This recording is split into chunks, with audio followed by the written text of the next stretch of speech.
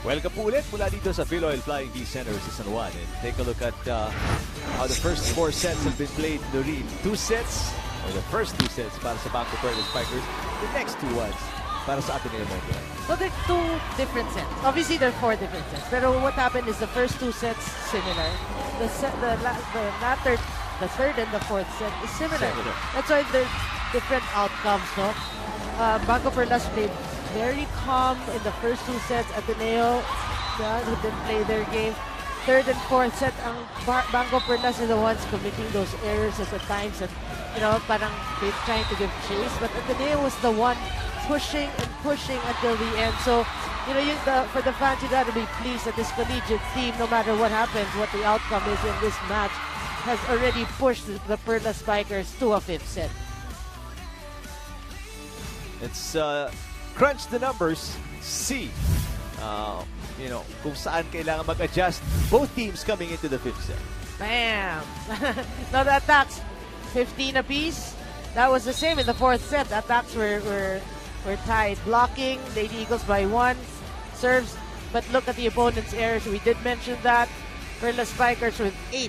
Ateneo with 3. So that's 5 points 5 for points. you. Yun yung 5 points nga na hindi ma-overcome ng Perlas Spikers yung lead ng Ateneo because those are the errors coming in. So one final set to decide who takes home game number 1 of this best of 3 semi-final matchup between the number 2 seeded BanKo-Perlas Spikers and the number 3 seeded Ateneo-Motolite Lady Eagles. Solid defense at the net. Cathy Persona to start everything off, and the first point goes to BanKo-Perlas Spikers. Yeah, and for BanKo-Perlas, it's Nicole Tiamzon at the starting unit. Service. Good reception there. Gervasio. Oh, good save by Madayag. Tolentino. Free ball for Ateneo-Motolite. Wong. Tolentino. Yes! Tolentino through the block. Wow, what a save by Madayag there.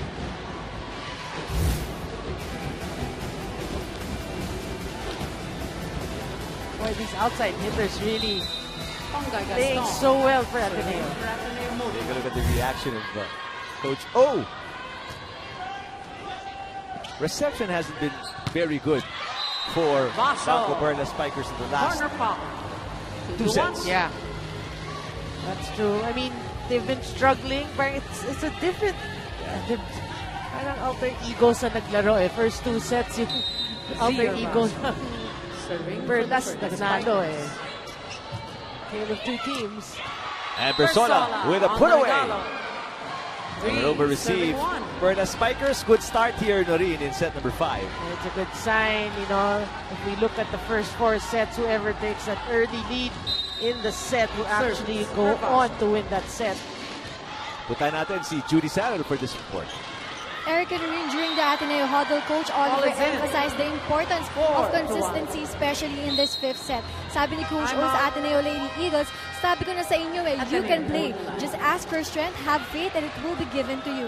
Lastly, nagsalita na lang ito si Bea De Leon at sinabi sa kanyang teammates na huwag naman sana nilang sayangin ang pinaghirapan nila. Eric and Noreen? We have to act, we have to move. Tayo ang gagalaw again. Masyado kasi nag-umaatras, nakikita soft eh. Banggalang naman yung serve, banggalang ngayon, hindi kinakargahan. So ready muna tayo.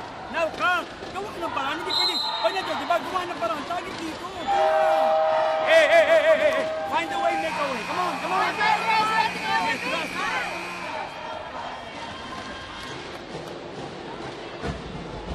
Well, this is something BanKo-Perlas fans have been waiting for, Noreen, after losing their momentum after the first 2 sets. Ito nabuhayan ng Perlas Spikers. They are up by 3. 5th set. Yeah, and actually it's the blocking that's working well for Perlas early here in the 5th set. Tiamzon. Equiliana not prepared to sa palo ni Tiamzon. 5-1. It's like she didn't see it coming, no? Nag-react siya Too late Last na. The ball off. was right there. Yeah. And Equiliana will get subbed out. Papasok si Danny Ravenna. Lead is 4 Service. for Ziher Basho and the Perlas Spikers. Oh, good serve. Off speed mula kay Samonte. Tiamzon What a dig. over received though para kay Ravenna. Tiamzon with a push. Left hand is good. On, right in the hole. Smart tip. Six. It was, sabi mo nga, 31. overset, pero Tiamzon kept her eye on the ball and looked at where she wanted to put it, right at the center of Ateneo's court. From Juanito Alfonso, mas makakakaba pag 5th set. Woo! Go Ateneo-Motolite. Next to Genie. Service. Herbacio. 6-1. Sabi ni Donna, block party for Ateneo, and Bongay is unstoppable in spiking. Let's go for the 5th set. Well, we're here, pero Ateneo is down by 5. Good dig. Samonte, blocked. Ball is out. Perlas 7-1. Spikers somehow, someway steals momentum away from Ateneo-Motolite. They're up by 6 here, and in a short 5th set, it almost is an insurmountable lead, pero you never say never, especially sa PVL in a game like this, with teams like this. Yeah.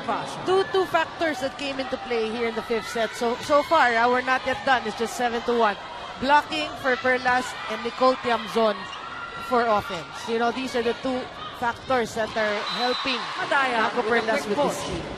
Pero Matayan 57. finally with a stop. And a point for Lady Eagles. Oh, what a front row for Ateneo. Tolentino, Bea De Leon, and Gander. Service. Again, your focus Maddie is Madaya. to try to eliminate the leading scorer of your opponent. Oh, but Kat Sola with a Bersola, quick attack. BanKo Binaliwala. leads Ah, at 8 yung blocking ng to 2 Ateneo, as we and, change court. change over tayo dito with BanKo-Perlas Spikers leading by 6-8-2 against Ateneo-Motolite. At this point, what does Ateneo-Motolite need to do, Doreen, to be more competitive here in the 5th set? Well, you know, obviously the reception again kind of struggling there, no? And well, they also have to. We always have to say that coming to the 5th set, you're 0-0. Okay, whoever won which set that doesn't matter. You're 0-0, and this is the most important set because you want to win it. You have to come with the same aura that you did in the 3rd and the 4th set. Apparently, they're back to that. BanKo leads at Being 8-2. quiet, you know. So they have to, you know, just Happy wake person. up and try to get a At the rally service zone. going for them. For BanKo-Perlas Spikers naman, what do they need to maintain, to do, to keep this lead and get the win? On cue, they've been blocking well, and that has been working for them. Gander. Although that cross-court time, shot. nakalusot yung palo ni Gander cross serving court. Also, we talked about the errors of BanKo-Perlas. That's one thing they have to check here in the 5th set, not give away those service errors or sitting errors. 5 points they gave away in the 4th set. Yeah. Good receive para kay Ziher Basho. Sue Roses! Yes! Roses down the line. 9-3. These are the experienced players really stepping up, finding that hole, finding that line, knowing what to do at crucial moments of the Captain match. Sue Roses. Oh, and a service ace. Back-to-back 10-3. points for the veteran, Sue Roses.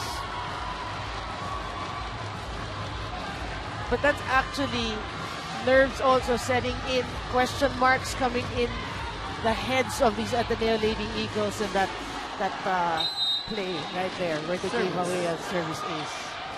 Roses. Gantler. Back row, Herbacio. Good save. Good save para kay Tolentino. Back row, Bongay Gaston. Jumps on. Wow. Tiamzon off the shoulder of Relentless Ravenna. attack from BanKo-Perlas 11-3. Spikers, punishing Ateneo-Motolite in that rally. Can you see the facial expressions and the reaction of BanKo-Perlas. That's the one. Those are the players we saw in the first 2 sets. That's right. Long. But those are the errors we saw in the last 2 sets. Although, Perlas Spikers na rin kailangan na nila 4 to win the match. And they are in a very good position right now. Yun lang, protect the lead. Hold on, samantalang Ateneo obviously play at a much higher level because naunahan sila dito ng BanKo-Perlas Spikers.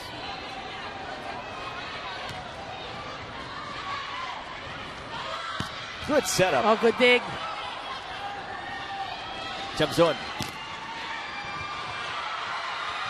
Ramzon. Agawan doon. No communication once again para sa Ateneo-Motolite as they fumble that play.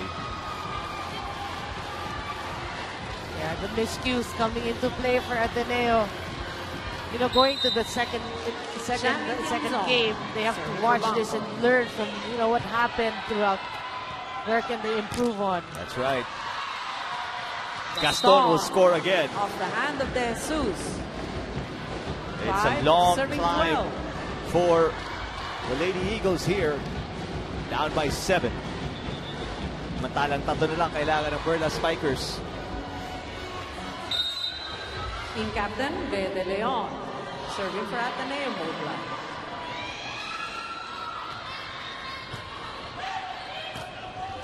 Herbasio, cross court. Gaston. Oh, good stop. Oh, see Herbasio Herbasio. fading away, falling down, and gets it across the net. 13-5. Gets Lady Luck in her side. Timeout by Coach O. Let's listen to Ateneo-Motolite. Kayo ang titingin dun eh. Talikod kayo na talikod kinisan nito eh. Hey girls, look. Namamatay sa atin yung bola kasi yung hustle wala sa atin, yung persistency wala. Natatakot tayo na kapag bumalik ang bola, hindi natin napatay, natatakot tayo mabalikan. Ang importante, we have to be ready sa transition lang. Huwag kang tumalikod sa net, lagi kang tumatalikod sa net eh. Hindi nakikita yung bola. You understand? Come on, let's keep the score close.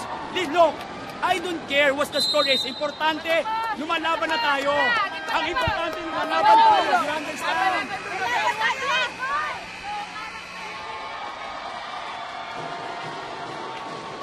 Ang importante, lumalaban na tayo. And Coach Oliver Almado repeated that statement kasi nga they were swept in the first 2 meetings by BanKo-Perlas Spikers. 3 sets. Kaya ngayon, nadala nila sa 5th set, which gives them hope, obviously, going into game number 2 because best of 3 tayo dito sa ating semifinals. It's already, you know, progress for them that they've extended it to a 4th set. That was 5th set pa. So, you know, the improvement already is by leaps and bounds and hoping na lang that they win a match against BanKo-Perlas. And it's not over till it's over. 2 puntos na nga lang. Make that 1 point na lang. Kailangan ng Perlas Spikers. They reach match point here, 14-6. But until that final buzzer sounds, obviously, you've always got to have hope. And that's, yun ang ini-instill ni Coach Oliver Almado sa Lady Eagles. Yeah. Jem Ferrer serving for the match. Match point. Gonna be a 50-50 ball here para sa BanKo-Perlas Spikers. Roses blocked by Gaston. Now stepped back by Madayag. Roses blocked again by Madayag. Herbasio and fittingly their leader, Z. Herbasio for the finish. Para sa BanKo-Perlas Spikers kontra sa Ateneo-Motolite Lady Eagles. And look at the reaction. I'm sure they were expecting 3 straight sets, but they were these veterans extended to 5 sets. And especially Z with a fever coming into today's game. And that's why it was fitting that she get match point para kay Coach Dong de la Cruz. His version of a fist pump. Kala mo si Coach O lang? Meron din ako. Meron din ako. And game number 1 in this best of 3 semi-final matchup between BanKo-Perlas Spikers and Ateneo-Motolite. Lady Eagles go the way of BanKo-Perlas Spikers, and obviously unexpected for BanKo-Perlas fans dahil alam nga nila the way BanKo-Perlas has won against Ateneo-Motolite. But for Ateneo-Motolite and the fans, again, an improvement, Nori. Yeah. you know, they should be proud of their performance because again, they extended to the fifth set. And you know, a lot of good players for BanKo-Perlas, but one person who stood out for us here in today's game, Nicole Tiamzon, obviously 25 points, the leading scorer for the team. She struggled, you know, towards the third and the fourth set, but in the fifth set, she came back, which is, you know, it's a testament to how a player should be. Yep. You will go through trials, but it's how you come out after that. And Nicole Tiamzon, you know, helped the squad get their first win. So after day number 1 of our semifinals, Creamline Cool Smashers 1-0 kontra sa Petrogas Angels. That's the 1 and 4 matchup. Sa ating 2 and 3 matchup, number 2 seeds, BanKo-Perlas 1-0 in this best of 3 naman. Samantala, ito ang ating schedule on Saturday. It's gonna be here at the Philoy Flying V Center sa San Juan. BanKo-Perlas Spikers kontra sa Ateneo-Motolite Lady Eagles. And of course, Creamline Cool Smashers kontra sa Petrogas Angels. That's the 1 and 4 matchup. Number 1 po Creamline, number 4 ang Petrogas Angels. Let's see kung makakabawi yung bottom seats sa laban na to. Well, we thank you for watching. We say good night to you. Thanks to our director Al Neri. And for Judy Sarel, Noreen Go, and Eric Dipan, thank you for watching day number 1 of the semifinals ng ating Open Conference ng Premier Volleyball League. Hatid sa atin ng ABS-CBN Sports.